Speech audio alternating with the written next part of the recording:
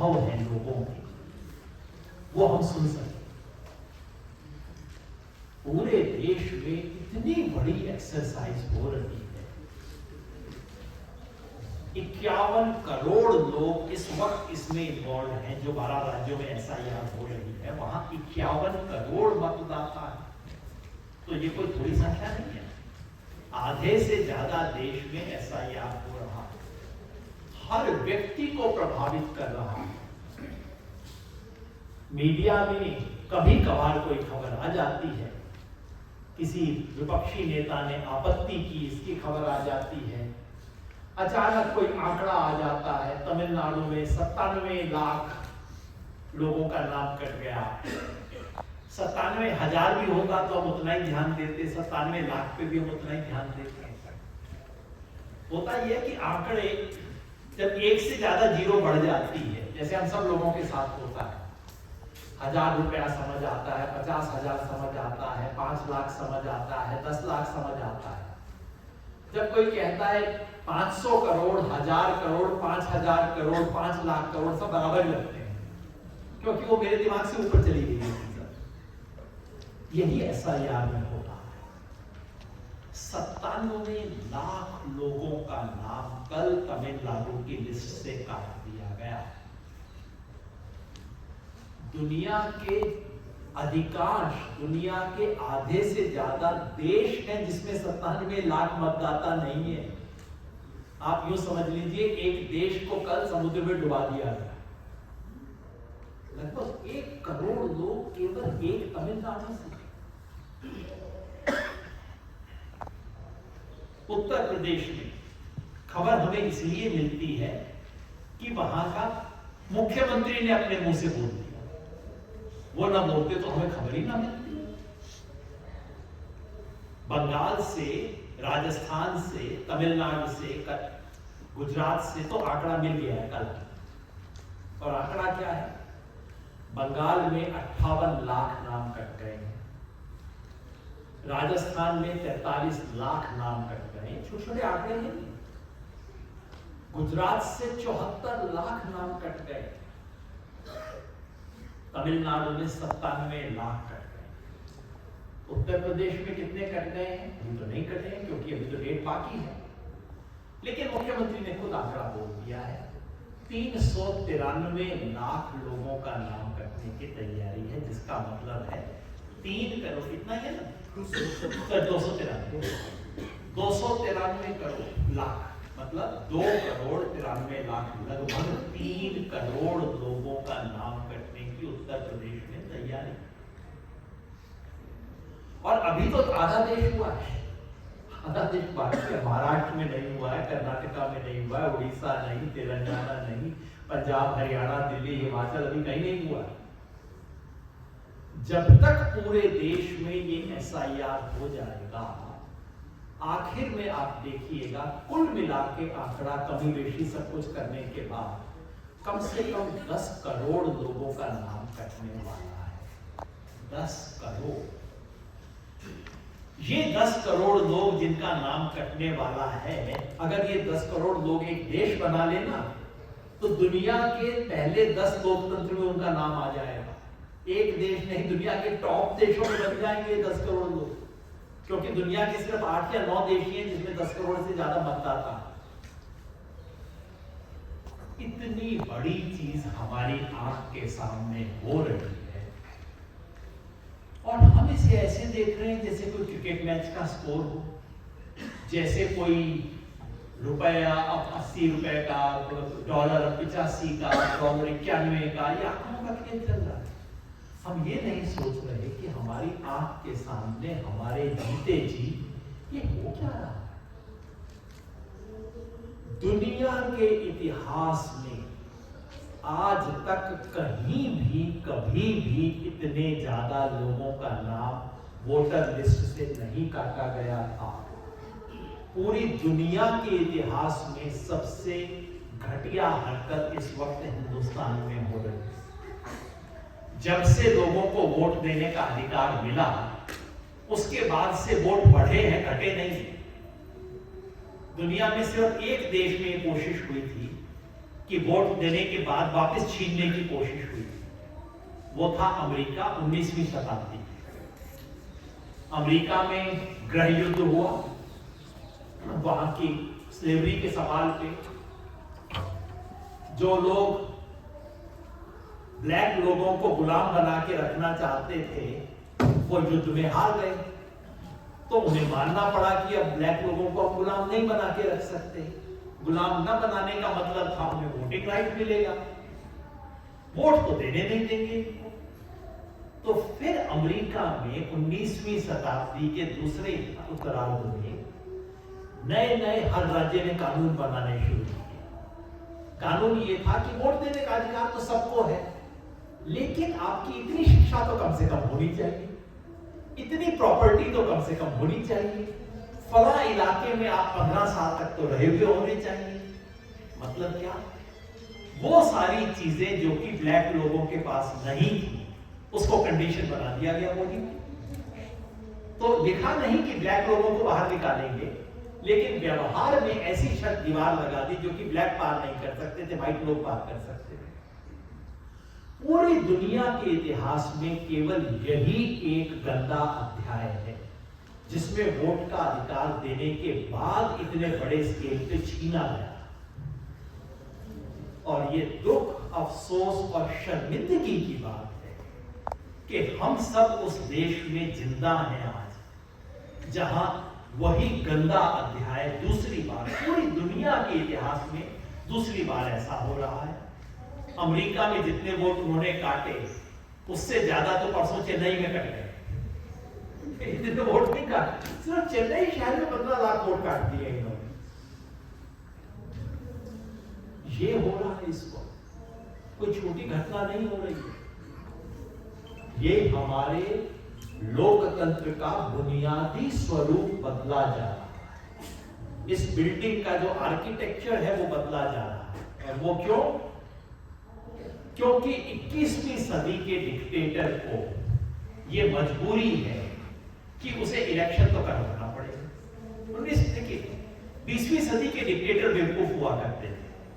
वो यूनिफॉर्म पहन के आते थे, वो कहते थे कल से मार्शल लॉ, सेंसरशिप, तुम ये नहीं कर सकते, वो नहीं कर सकते। 21वीं सदी में जैसा कि हम जानते हैं हर कोई चीज स्मार्ट हो गई है, फोन तक स्मार्ट है, सब बच्चे भी कितने स्मार्ट हो गए, डिक्टेटर भी स्मार्ट हो गए। तो अब डिक्टेटर कहता है कि ऐसे गंदे काम क्यों करने, सेंसरशिप लगाएं, लोगों का वोट छीने, मार्शल लॉ लगाएं। ना ना ना, आजकल डिक्टेटर बड़ा अच्छा काम करते हैं। चुनाव जरूर होंगे, नियमित रूप से होंगे, क्योंकि 21वीं सदी के डिक्टेटर को यह साबित करने की जरूरत है कि जनता मेरे साथ है, इसलिए वो चुनाव जरूर करवाएगा। तो एक मजबूरी यह है कि चुनाव करवाना पड़ेगा, दूसरी मजबूरी यह है कि भाई जीतना तो नहीं चाहिए, तो मैच भी और टीम भी मेरी जीते, दोनों चीज होनी जरूरी है। तो पिछले कुछ दिनों से हमारे देश में जितने भी खेल हो रहे हैं वो ये खेल हैं कि इलेक्शन भी हो, ये सुनिश्चित हो कि इलेक्शन होंगे, और ये भी सुनिश्चित हो कि बीजेपी जीतेगी। ये डिलिमिटेशन जो अभी होने वाला है कोई और खेल नहीं, डिलिमिटेशन यही खेल है कि जहां जहां जिस राज्य में बीजेपी को अच्छा वोट नहीं मिलता उनकी सीटें ही कम कर दो। ये 1 नेशन 1 इलेक्शन और कुछ नहीं है, यही खेल है कि 6-6, 8-8 महीने में इस देश के महामानव को बार बार लोगों की परीक्षा देनी पड़ती है। परीक्षा में कभी कभी फेल भी हो जाते हैं, कभी सप्लीमेंट्री आ जाती है, कभी दिक्कत हो जाती है। इसलिए चुनाव का झंझट 5 साल में एक ही बार कर, एक बार मैनेज कर लेंगे, फिर क्या पता कहीं पुलवामा हो जाए, कहीं बालाकोट हो जाए, कहीं पहलगाम हो जाए, एक झटके में इलेक्शन निकल जाए। और ये जो SIR है ये किसी बड़े खेल का हिस्सा है कि इस देश के जिस वर्ग में बीजेपी को वोट मिलने की आश्वासन नहीं है, जहां बीजेपी को लगता है कि ये तो या तो वोट मेरे को नहीं देंगे, या ऐसे भी बहुत लोग हैं जो दे देते हैं वोट लेकिन बीजेपी को अपना नहीं समझते,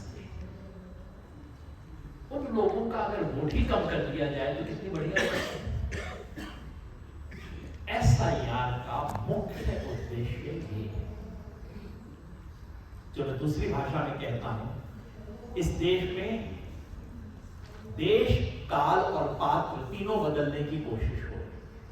डिलिमिटेशन के सहारे देश यानी कि क्षेत्रीय इक्वेशन बदलेगा, वन नेशन वन इलेक्शन के बहाने काल यानी कि कैलेंडर बदलेगा, और एसआईआर के बहाने पात्र यानी कि कौन वोट देने की योग्यता रखता है और कौन नहीं रखता है वो बदलेगा।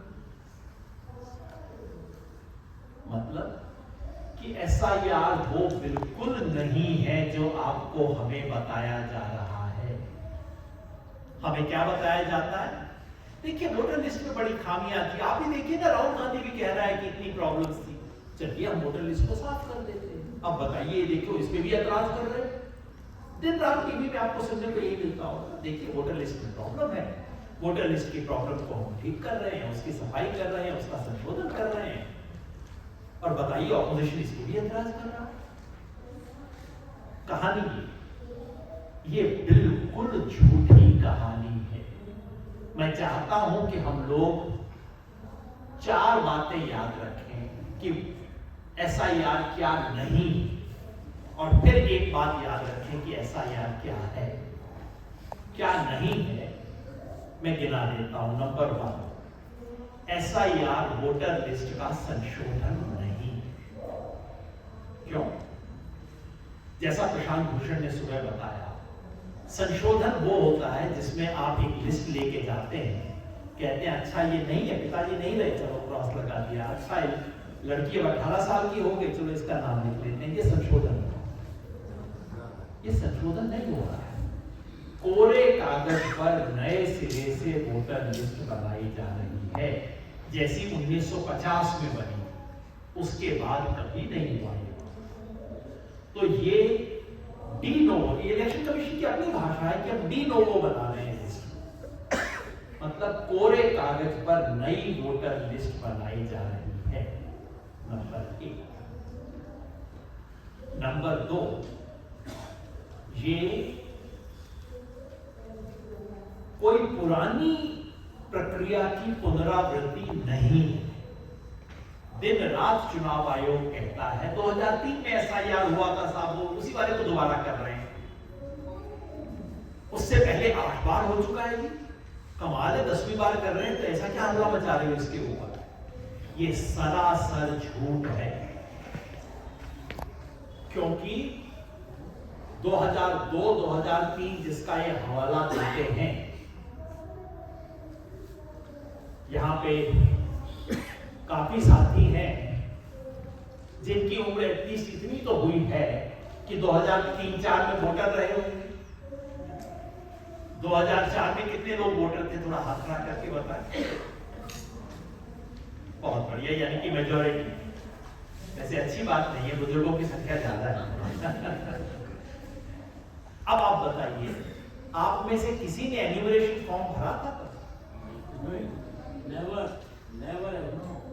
आज तक इस देश के इतिहास में कभी भी जो व्यक्ति वोटर लिस्ट पे है उससे नहीं कहा गया कि अब तुम नया फॉर्म भरो, नहीं तो तुम्हारा नाम वोटर लिस्ट से कट जाएगा। कभी नहीं हुआ ना, हम सब पता है गवाह। इसके लिए मुझे कोई आपको नियम दिखाने की जरूरत नहीं है, हम खुद गवाह हैं इस चीज के। जो नया वोटर बनना चाहता था उसको फॉर्म भरना पड़ता था। यदि आप यहां से बदल के कल को अहमदाबाद चले जाए, बेंगलोर चले जाए, तो आपको फॉर्म भरना पड़ेगा। मगर अगर आप वोटर लिस्ट में हैं, उसमें रहने के लिए आपको कुछ करने की जरूरत नहीं। सही बात है? तो इलेक्शन कमीशन झूठ बोलता है कि हम 2003 में जो हुआ था उसी को दोहरा रहे हैं। नहीं साहब, आप बिल्कुल नहीं दोहरा रहे। दूसरा, आप मुझे और बताइए, क्या 2003 में 4 में आपको अपनी नागरिकता का प्रमाण देना पड़ा था? किसी को देना पड़ा? नहीं ना। क्योंकि इस देश का नियम है कि अगर आप एक बार नागरिक बन गए, नियम नहीं है, माफ कीजिए, संविधान में लिखा है, संविधान की धारा 10 अनुच्छेद 10 में लिखा है, एक बार आप इस देश के वोटर बन गए, नागरिक मान लिए गए, तो फिर नागरिक बने रहना आपका अधिकार है। फिर किसी कानूनी प्रक्रिया से ही आपकी नागरिकता हटाई जा सकती है, नहीं तो हटाई नहीं जा सकती। तो ये क्या हो रहा है? तो दूसरा झूठ ये है कि चुनाव आयोग कोई पहले काम किया करता था उसी को रिपीट कर रहा है। ऐसा कुछ नहीं हुआ। हमारे बीच अंजलि भारद्वाज है, इस बार सही नाम बोला। इन्होंने चुनाव आयोग से कहा कि अच्छा आप जो 2003 में आप कर रहे हो उसी को दोहरा रहे हो ना, तो जरा 2003 का ऑर्डर दे दीजिए। क्या जवाब मिला? कुछ अपील में ना जवाब नहीं देंगे, कागज नहीं दिखाएंगे। ये तो मतलब करे ना करे, चुनाव आयोग कहता है कागज नहीं दिखाएंगे। मीडिया वाले पहुंचे चुनाव आयोग के पास, चुनाव आयोग ने स्क्रोल को बोला कि वो फाइल गुम गई है हमारी 2003। फाइनली उसकी एफआईआर दर्ज करवाई नहीं करवाई उन्होंने? अब ये तो पूछना चाहिए, अच्छा सवाल हो गई है। फाइल हो गई, एफआईआर दर्ज करवाना चाहिए आप। फाइनली उस ऑर्डर को कहीं से ढूंढ के प्रशांत भूषण ने उस ऑर्डर को सुप्रीम कोर्ट के सामने रख दिया और कहा कि अच्छा चुनाव आयोग कहते कि मैं झूठा डॉक्यूमेंट दे रहा हूं। चुप चुनाव आयोग उसके बाद। और वो डॉक्यूमेंट क्या दिखाता है? वो डॉक्यूमेंट ये तो दिखाता ही है कि भाई कोई एन्यूमरेशन फॉर्म नहीं था उस जमाने में। ये तो दिखाता ही है कि किसी से नागरिकता की जांच नहीं की। उल्टा 2002 के ऑर्डर में लिखा हुआ है कि कोई भी एन्यूमरेटर किसी भी घर में जाके उसकी नागरिकता का प्रमाण नहीं मांगेगा। ये आदेश था 2002 में, कह रहे हैं उसी को दोहरा रहे। अब सोचिए कितने बड़े झूठ बोल रहे हैं। तो दूसरा झूठ। तीसरा झूठ ये है कि ये देश में विदेशी नागरिकों को वोटर लिस्ट में जो आ गए हैं उससे निकालने की प्रक्रिया है। कहा जाता है, आज भी आप ट्विटर पे चले जाइए, मैं कुछ भी अब इसके आ रहा होगा ना, ट्विटर पे फेसबुक पे आ रहा होगा, नीचे आप कमेंट देख लीजिएगा। कमेंट में यही कहा जाएगा, अरे विदेशियों को निकाल रहे हैं, तुम्हें क्या ऐतराज है, तुम बांग्लादेशी और रोहिंग्या को चाहते हो इस देश की वोटर लिस्ट में। दिन रात ये प्रोपेगेंडा चलता है। तो भाई अब तो बिहार में हो गया ना वोटर लिस्ट रिवीजन। पूछा हमने कि अब आप बता दीजिए बिहार में कितने आपको मिल गए रोहिंग्या और बांग्लादेशी, संख्या तो बता दो थोड़ा। चुप। पत्रकारों ने प्रेस कॉन्फ्रेंस में मुंह पे पूछा कि सर बता दीजिए, लाइव कॉन्फ्रेंस हो रही है। चुप, जवाब न। क्यों? क्योंकि कोई जवाब है ही नहीं, क्योंकि कोई मिला ही नहीं। और मिला कौन? सुबह प्रशांत भूषण ने बताया। प्रशांत भूषण जी ने कहा कि शायद 200-400 लोग विदेशी होने के नाते करते हैं। वो भी जी 150, 200, 500 का अलग अलग तरह के फिगर है, मगर असली बात रह गई उसमें। वो 150-200 भी कौन है? वो बेचारी नेपाल की हिंदू औरतें हैं। ये कोई बांग्लादेशी रोहिंग्या नहीं है। कौन बांग्लादेशी रोहिंग्या आएगा वहां पे बिहार में? नेपाल की औरतें हैं, हिंदू औरतें हैं, इधर शादी हो गई, उसके कारण उनके वोट कटे हैं। अब चूंकि हिंदू हैं तो जिक्र नहीं किया जाएगा। मुसलमान होते 4, इनको 10 मिल जाते तो देखिए कितना बैंड बजाते पूरे देश में। ये विदेशियों को वोटर लिस्ट से बाहर निकालने का कोई तरीका नहीं। और अगर आपको कोई भी मन में भ्रम बचा था तो आपने असम की कहानी सुन ली होगी। आज असम में, इस पूरे देश में अगर कहीं एक जगह विदेशियों की समस्या है जिसको सरकारी रूप से माना जाता है, जिसको सुप्रीम कोर्ट में केस होता है, वो है असम। तो अगर आपको पूरे देश से वोटर लिस्ट से विदेशियों को बाहर निकालना है, आपका डर है कि बड़े विदेशी आ गए निकालो, सबसे पहले कहां से शुरू करेंगे आप? असम से। और पूरे देश में एसआईआर हो रहा है, सिर्फ असम में नहीं हो रहा।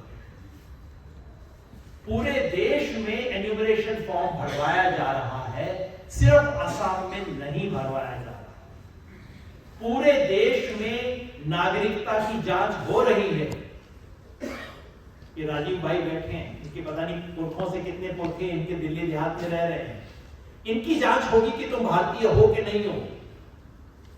असम में किसी से पूछा नहीं जाएगा कि तुम भारतीय हो कि नहीं। बताइए क्या खेल है? कि बीमारी बड़ी जबरदस्त है, बीमारी इस कोने से शुरू हुई है, बाकी सब लोगों को लग सकती है, पूरे देश को कड़वी दवा पिलानी होगी, लेकिन जो एक मरीज है उसको नहीं देंगे दवा। मरीज को छोड़ के सबको दवाई दी जाएगी। कहां का नियम है? मतलब विदेशी हटाने से में इनको रत्ती भर इंटरेस्ट नहीं। और चौथी बात, ये वोटर लिस्ट में संशोधन करने, वोटर लिस्ट की गलतियों को ठीक करने की कोई प्रक्रिया नहीं है। आपने देखा होगा सुप्रीम कोर्ट में हमने एविडेंस पेश किया बिहार का, बिहार की पुरानी लिस्ट का नहीं, बिहार की ड्राफ्ट लिस्ट का नहीं, बिहार की वो जो फाइनल लिस्ट जिसके आधार पर वोट पड़े बिहार में, वो हमने सुप्रीम कोर्ट में दिखाई थी कि उसमें 75,000 नाम ऐसे हैं जो बोगस हैं। मतलब बोगस का मतलब नाम के आगे ब्लैंक, खाली नाम, सिर्फ एक ही मात्रा, नाम सिर्फ म, नाम क ख ग, ये 75,000 ऐसे नाम बिहार की लिस्ट में हैं। हमने दिखाया कि बिहार की लिस्ट में 5 लाख ऐसे नाम हैं जो उसी कॉन्स्टिट्यूएंसी के डुप्लीकेट हैं। उसी कॉन्स्टिट्यूएंसी में उस व्यक्ति का नाम कम से कम 2 बार, वही व्यक्ति, वही माँ बाप का नाम, वही एज, सब कुछ वही उसका नाम नहीं हटाया।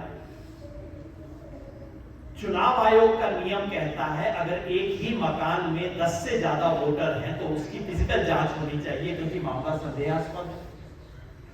हमने दिखाया कि बिहार में 21 लाख ऐसे मकान हैं जिनमें 3.25 करोड़ लोग रहते हैं वोट देने वाले। जांच हुई नहीं। और तो और हमने ये भी दिखाया कि बिहार की वोटर लिस्ट में नाम कन्नड़ और तमिल लिपि में लिखे हुए थे। आप विश्वास कीजिए, सुप्रीम कोर्ट में दिखाया था सब चीजें हमने। मतलब कि झूठ बोलता तो अब तक मैं अंदर हो जाता।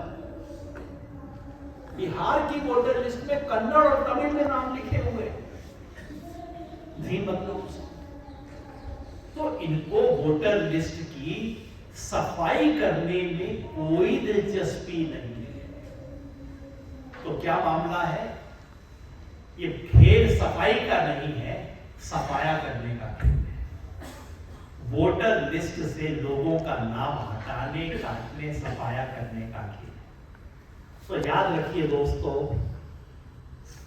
SIR ना तो वोटर लिस्ट में संशोधन है, ना ये वोटर लिस्ट को साफ करने की योजना है, ना विदेशियों को निकालने का काम है, ना ही कोई पुरानी चीज की पुनरावृत्ति है। SIR इस देश में बहुत बड़े पैमाने पर वोटरों की छंटनी का कार्यक्रम है। इसे आप छंटनी कह दीजिए, इसे आप वोटबंदी कह दीजिए, इसे आप डिसएनफ्रेंचाइजमेंट कह दीजिए, जिस नाम से बोल लीजिए, एक ही इसका उद्देश्य है। बिहार में 65 लाख नाम कटे, कितने नाम जुड़े? हमने सुप्रीम कोर्ट में पूछा। भाई वोटर लिस्ट संशोधन कर रहे हो ना, घर आपके BLO आया, ठीक है 65 लाख आपको गलत नाम मिल गए, पर कुछ तो मिले होंगे जो कि वोटर लिस्ट में होने चाहिए। 65 लाख काट दिए, कितने जोड़े आपने? 0। फिर जब हमने सुप्रीम कोर्ट में इतना हल्ला मचाया तो इन्होंने अब 12 राज्यों के अंदर ये नियम जोड़ दिया है कि नहीं आप फॉर्म 6 भी लेके जाइए और जोड़ेंगे भी। उसके आंकड़े भी अब मिलने शुरू हो गए। 97 लाख काट दिए। अब आप देखिएगा तमिलनाडु में कल आंकड़ा आ जाएगा कि फॉर्म 6 के अंदर कितने जुड़े हैं। मेरे ख्याल में 1 लाख भी नहीं जुड़े होंगे। हर जगह यही खेल है। ये शुद्ध काटने की एक्सरसाइज है, जोड़ने से इनको कोई मतलब नहीं है। वोटर लिस्ट की छटाई करने की प्रक्रिया चल रही है। और छटाई क्यों? ताकि समाज के वो वर्ग जो जिन पे बीजेपी को भरोसा नहीं, जिनमें से कईयों का वोट आज मिल जाता है, दलित का, आदिवासी का, ओबीसी का, ईबीसी के कई वर्गों का वोट मिलता है बीजेपी को, कईयों में तो दूसरों से ज्यादा भी मिलता है, लेकिन भरोसा नहीं, ये अपने लोग हैं। तो निचले तबके के जितने वोट कटेंगे उतना ही फायदा है। ये खेल इस वक्त चल रहा है, इसका नाम है SIR। इसलिए इस देश में हम सब जो भी लोग लोकतंत्र से स्नेह करते हैं, जिनकी लोकतंत्र में आस्था है, उन सब लोगों को आज की तारीख में इकट्ठा होकर अपनी पूरी ताकत लगा के इस SIR नामक जो वोट काटने का खेल चल रहा है उसका विरोध करना